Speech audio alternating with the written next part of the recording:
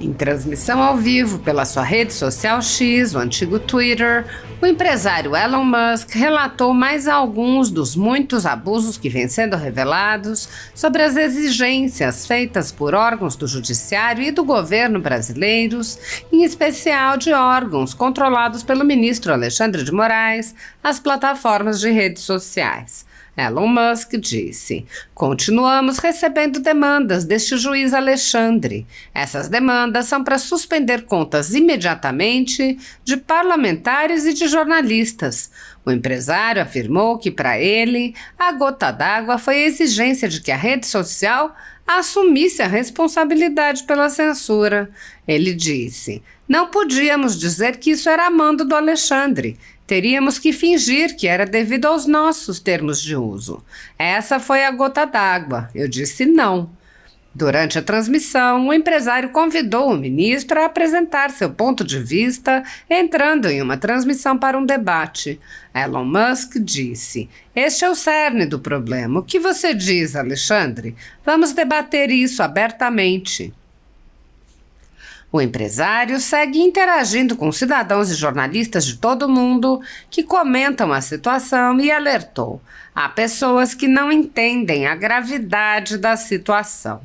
Musk compartilhou um vídeo do deputado Marcel Van Hatten ao lado do jornalista Michael Shellenberger, que divulgou os Twitter Files e disse: "A lei vale para todos, inclusive para Alexandre de Moraes. Ele deveria estar sendo julgado por seus crimes." O deputado Marcel Van Hatten comentou: "Elon Musk chuta o balde de novo. Acusa Alexandre de Moraes de exigir que Twitter mentisse ao solicitar que a companhia bloqueasse parlamentares e jornalistas, fingindo ser por conta das regras da companhia em vez de por ordem dele. Se comprovada a denúncia, é mais uma covardia e tirania de Alexandre de Moraes. Vergonhoso." Os deputados Nicolas Ferreira e Sargento Gonçalves citaram a fala do empresário. "Continuávamos recebendo essas exigências do juiz Alexandre para suspender as contas dos parlamentares titulares e dos principais jornalistas. Não podíamos dizer a eles que isso era mando do Alexandre. Tínhamos que fingir que era devido às nossas regras." Elon Musk. O presidente do Novo, Eduardo Ribeiro, disse: "Segundo Musk, Moraes ordenou a derrubada de perfis de jornalistas e políticos, exigindo que a justificativa fosse a violação dos termos de uso do Twitter. Na prática, queria que o Twitter assumisse a responsabilidade pela censura que ele determinou. Impeachment é pouco." O senador Carlos Portinho apontou: "O X no Brasil é a plataforma número 1 para quem busca notícias e informação. A própria mídia tradicional é o seu maior beneficiário, mas ao mesmo tempo é o X o adversário número 1 escolhido pela mídia tradicional, autofágico e pouco inteligente. Mas é por isso que alguns querem limitar as redes sociais para que sejam reguladas e atendam somente aos seus interesses, repetindo os seus discursos e não o território livre que é para a disseminação de outras opiniões. Agoniza a liberdade de expressão no Brasil." O deputado Luiz Felipe de Orleans e Bragança explicou: "Com o Brasil em foco, muitos observadores internacionais perguntam como os juízes conseguiram acumular tanto poder. Também não entendem o porquê o legislativo não faz impeachment ou uma reforma do judiciário. 2 razões: Centrão e corrupção." Chris Pavlovski, CEO do Rumble, plataforma de vídeos que saiu do Brasil, disse: "O Rumble deu a largada no desafio ao regime de censura do Brasil. Todas as plataformas deveriam seguir o exemplo e fechar em protesto.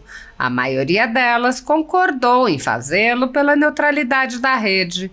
Por que não fazê-lo por um direito humano, a liberdade de expressão?" A escritora Cláudia Vil dispôs: "Por mais que se tentem malabarismos retóricos ou justifiquem manobras jurídicas heterodoxas, ou seja, não permitidas pelo ordenamento jurídico do país, a verdade é uma só. O brasileiro que não diz amém para a esquerda teve sua liberdade de expressão reduzida a pó. O deputado Coronel Meira comunicou: demos entrada em um requerimento de CPI para apurar essas graves violações e investigar a existência de um mecanismo paralelo que conta com agentes, serviço de inteligência e decisões não oficiais de uma espécie de uma justiça paralela. Peça ao seu deputado para assinar. A advogada e perita Érica Gorga apontou a incoerência nos ataques coordenados contra o empresário Elon Musk pela velha imprensa. Musk, então, está articulando um golpe. Quem, na verdade, quer um golpe? Já viram as notícias da mídia independente, entre aspas, chamando Elon Musk de bolsonarista e tentando estabelecer relações entre Musk e os Bolsonaro? Há também notícias chamando Musk de golpista e, pasmem, tentando ligar Musk ao ocorrido em 8 de janeiro de 2022. Nesse país, qualquer pessoa que ouse criticar a cúpula do sistema de justiça, entre aspas, passa imediatamente a ser taxado de bolsonarista, golpista ou extremista. É a tal extrema-direita. Nem professores de direito que se doutoraram no assunto, estudaram direito a vida inteira, com publicações internacionais sobre o tema, são imunes a esses rótulos. Aliás, por isso, muitos estão simplesmente passivos e calados. É um despautério, é um assinte. Musk investiu dinheiro no Brasil e tem pleno direito de criticar qualquer autoridade que esteja interferindo nos seus negócios ou que não esteja. A Constituição brasileira assegura o livre exercício de qualquer atividade econômica, artigo 170, parágrafo único, para todos, brasileiros e estrangeiros que estabeleçam negócios no país. Esse livre exercício significa liberdade em relação à interferência indevida do Estado, que, ao que tudo indica, parece ter ocorrido no caso do Twitter, como demonstram os documentos dos arquivos do Twitter Brasil, revelados pelo jornalista Michael Schellenberger. Em uma democracia, qualquer pessoa tem liberdade de expressão para criticar autoridades, incluindo brasileiros e estrangeiros. A liberdade de expressão da Constituição brasileira não a atribui exclusivamente a brasileiros. Aliás, a mesma Constituição diz que todos são iguais perante a lei. A imprensa xenófoba agora propaga a visão de que apenas ela mesma pode criticar autoridades estrangeiras, como, por exemplo, criticou a gestão de Trump durante todo o seu mandato. Difunde a visão de que estrangeiros não poderiam criticar autoridades brasileiras sob pena de estarem articulando um golpe de Estado. A narrativa desse regime ditatorial da comunicação visa, na verdade, o golpe reverso: censurar as redes sociais para calar a todos que se oponham ao regime oficial. E, claro, a imprensa oficial tem flagrantes interesses financeiros nessa censura das redes. Gorga disse ainda: nesses tempos sombrios ainda é preciso lembrar que fazer perguntas, defender impeachment, pedir renúncia de cargo são formas de pleno exercício da liberdade de expressão constitucionalmente assegurada que jamais poderiam se configurar em instrumentalização criminosa das redes em uma democracia. Aliás, a frase utilizada é somente retórica jurídica vazia, que não explicita qual o crime que a pessoa teria supostamente cometido, como requer a lei penal brasileira, que exige a tipificação clara do delito ou crime. Fato é que não existe crime de instrumentalização criminosa de redes, previsto no Código Penal brasileiro. Descumprir ordem judicial manifestamente ilegal e ainda por cima não transitada em julgado, sobre a qual cabem inúmeros recursos, não configura crime no Brasil. É apenas estratégia diária que milhares de advogados utilizam cotidianamente no país ao defender seus clientes, quando ainda existe o Estado democrático de direito e há a possibilidade de defesa. O cientista Simon Godek publicou um longo texto, A Toga. Imagine um país onde o destino de cada cidadão está na mão de uma pessoa. Imagine que essa pessoa pode decidir sobre toda a sua vida, se você vai ser preso ou não, se pode ter conta bancária ou não, se você pode acessar a internet ou não.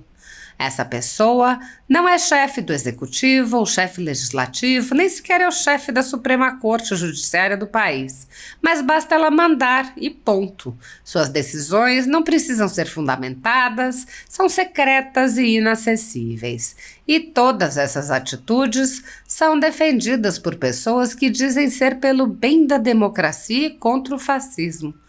Pois bem, este lugar chama-se Brasil.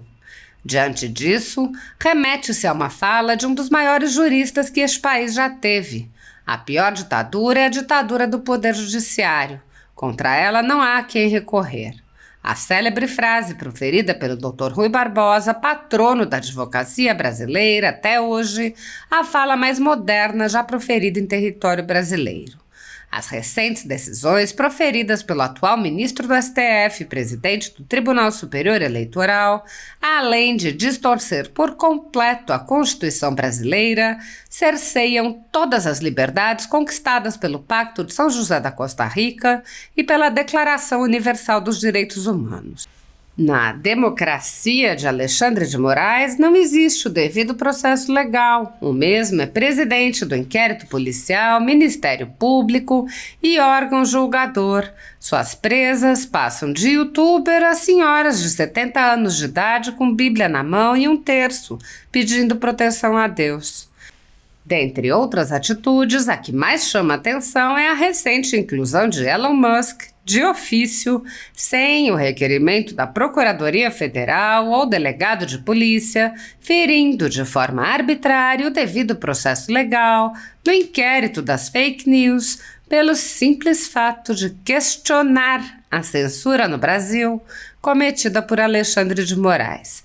Diante deste fato, vemos um país ajoelhado diante de um homem que não foi eleito democraticamente, manda e desmanda em todas as esferas de poderes nacionais, indo além de sua competência e não mede esforços para manter de joelhos, inclusive aqueles estrangeiros e com grandes poderes aquisitivos.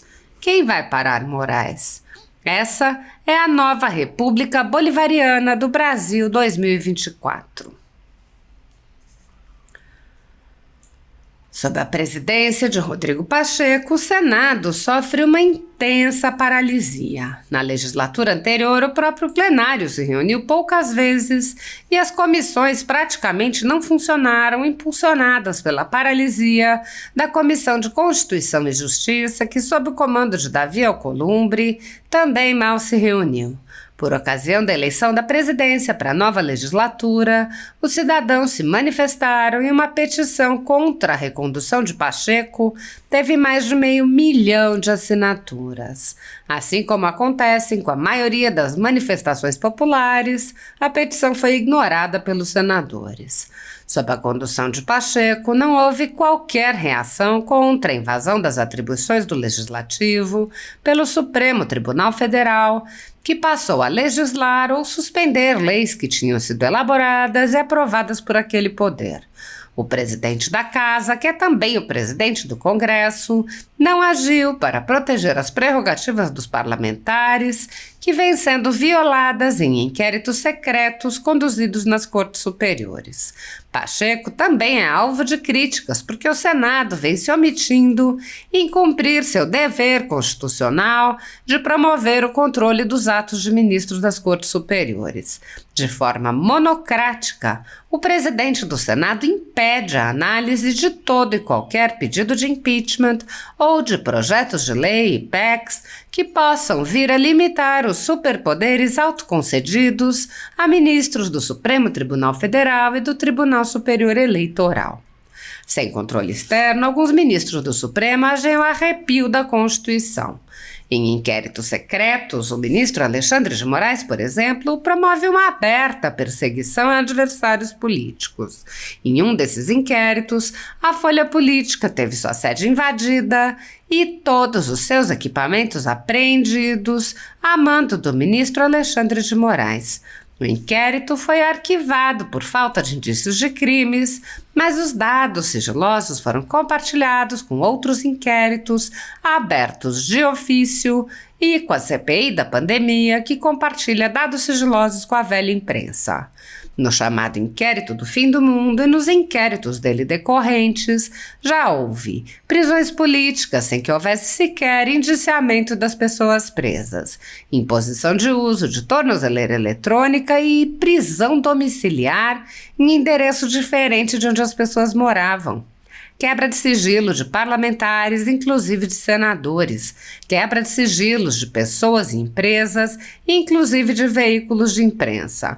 Quebra de sigilos do ajudante de ordens do presidente da República, censura de veículos de imprensa de cidadãos e de parlamentares, bloqueio de redes sociais de jornalistas, veículos de imprensa, cidadãos e parlamentares, buscas e apreensões em empresas, residências de familiares e gabinetes de parlamentares, proibição de contato entre pessoas que muitas vezes nem se conhecem, proibição a parlamentares de concederem entrevistas e de participarem de eventos públicos, intervenções no comando de partido político, prisões em massa sob alegações descabidas, multas estratosféricas que representam evidente confisco de propriedade, confisco direto de propriedade, entre outras.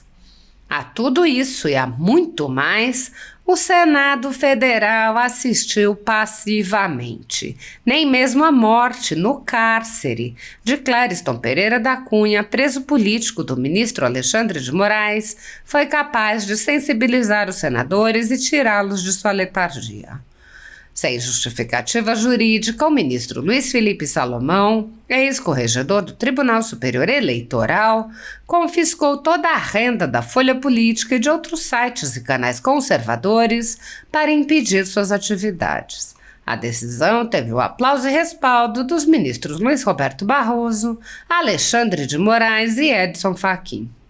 Toda a receita de mais de 20 meses do nosso trabalho é retida sem justificativa jurídica.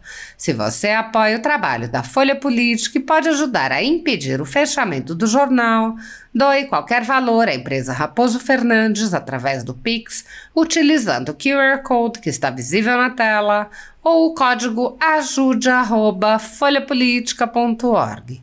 Caso não utilize Pix, há a opção de transferência bancária para a conta da empresa Raposo Fernandes, disponível na descrição deste vídeo e no comentário fixado no topo.